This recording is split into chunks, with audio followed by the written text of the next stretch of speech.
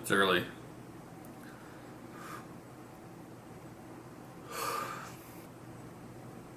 And this video is late.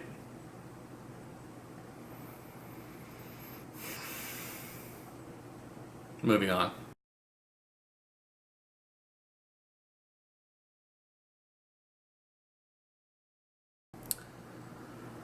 So I want to talk about something different this week. We're going to talk about House of Cards, the original Netflix show starring Kevin Spacey, which I watched recently, all 13 episodes of, because, wow, it is awesome. Seriously, if you haven't watched it, you definitely should. If you don't have Netflix, go get the free trial and just watch it because it's good. You could talk about a lot of different things about that show. You could talk about the cinematography and the writing, both of which are really tight, really, really well done. There's no major special effects or anything. So the fact that the show is really, really compelling speaks to how well the characters are written and how well they're brought to life with the really good actors. The storyline is very compelling.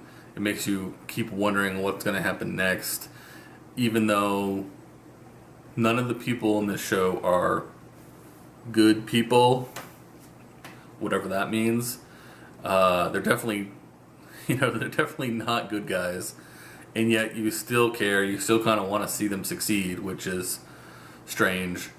Some of the themes that you could talk about from that show are power, how power corrupts, the corruption that's inherent in the American political system, with lobbying and money considered speech, the kind of compromises that are inherent in that kind of system, where you need donations and there's kind of no one ever says it, but basically it's a quid pro quo system. I give you money for your campaign, you throw legislation that's in favor of me making more money so I can keep throwing money at your campaign, kind of thing.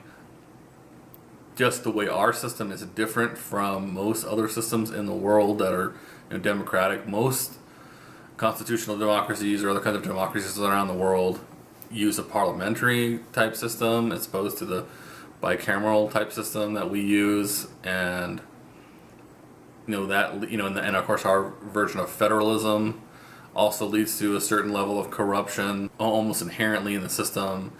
There's a theme of personal, power, positional power, people jockeying for position. Obviously there is some sexual themes in the show, though they're not major, they're definitely minor, but they are important. So, the main character and his wife basically have an open relationship as long as they're telling the other person about it and being completely honest. The other person's kind of okay with it.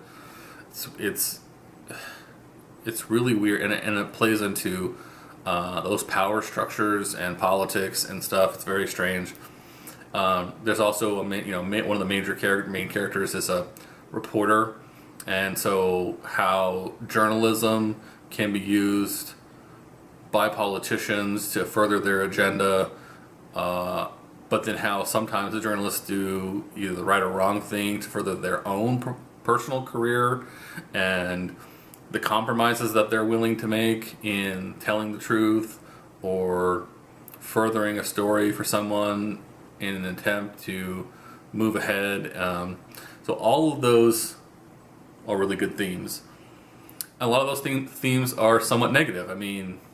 Corruption and money and politics. That just by definition is almost a negative theme. But for me, for this channel, which is about living your best life, the theme that stood out for me, and I think it's one that right now I really, really needed to hear or see, I come to that conclusion, is a theme of personal power.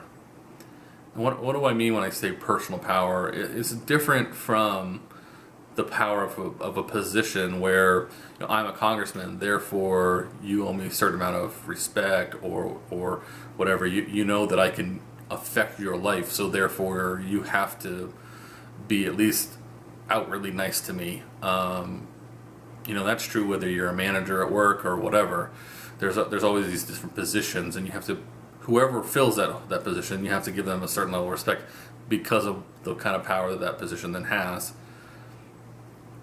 And there's position, obviously a lot of people are rich. The politicians themselves might be independently rich, or they might know rich friends or whatever, so their money has a certain amount of power too. But personal power is completely different.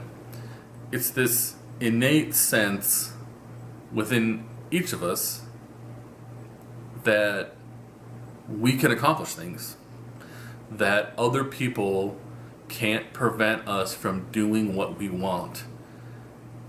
But more importantly, I think personal power is the sense that I can do what I want. And I don't mean that in a negative way. What I'm talking about is I have a goal. I see where I want my life to go. I set the goals, the intermittent goals, to get to that place, and then I take the actions which allow me to meet those goals and eventually arrive at that place where I want my life to be, the kind of life I want to have. And it's really a kind of power that is inherent in each of us. Every single one of us has that level of power, but most of us don't accept it, because if we did, then we would have to accept this responsibility for our life. I'm fat, and I'm fat because I don't take the responsibility and take the actions of eating right and exercising like I should. And so to admit to myself that the power has always been with me, and means I have to accept that level, that responsibility too. I have to accept the responsibility that I made myself fat. And even when you know it here, it's completely different to feel it here, to know it's true deep down, at a gut level. And a couple of the people on that show, there's more than one time when one of the people has to influence another person, and they give them what I like to call the stare. They just basically say, this is what I want, and when the person tries to blow them off, they just look at them right in the eye, no blinking, until the person is basically intimidated into doing whatever it is that they wanted them to do. And I don't think that I'm not saying you should go around doing that all the time, but I think it says something about how powerful you feel when you feel like you can pull that off, and when you are personally powerful enough to think you can pull it off. I think that's really important. It's a kind of a key to knowing,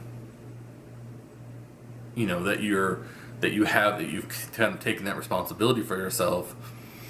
And there are a couple of times when people use it, but there's one in particular where one of the side characters is a politician who, he's a first termer and he's not very successful, and he's an alcoholic and got all these other problems, and he eventually gets sober. He's basically portrayed as being very weak throughout the whole thing, allowing things to happen to him, allowing people to manipulate him. And finally, he gets sober and he starts realizing, he makes that real. You can see it happen from 1 minute when he doesn't have the power and he's not willing to wield it because he doesn't think he has it inside. It's internal. It's an internal decision. Nothing changed externally. From one moment to the next, his position was the same. Everything else is the same, except he chose to take responsibility for his life and realized he had the power and was willing to wield it to accomplish his goals. And he gave someone the stare, and they did what he told them to, and that's when he was like, "Yep, that's right." He had that swagger after that because he had taken responsibility, taken on the power, and was willing to wield it. So what I'm saying is that personal power comes from within. It's what allows us to take control of our life, and it's such a it's both freeing but also burdening, because like I said, it does give you that responsibility. So, but at the same time, it's always been true. You've always had the responsibility. You've always had the power. You just have to be willing to wield it. And it's that epiphany that I think that show helped me have in this part of my journey to losing weight and to making my best life. It was one I definitely needed to hear. Or definitely, I think it's even better that it never really comes out and says that. It's one of the background themes of the show that many people may not catch at least especially not the first time through. But it was a theme that I kind of needed to hear, so I was able to see it in it. And I'm really glad that I did. And I'm hoping that going forward, I'm able to take that lesson into my life. So that's all I really got. See you guys next time.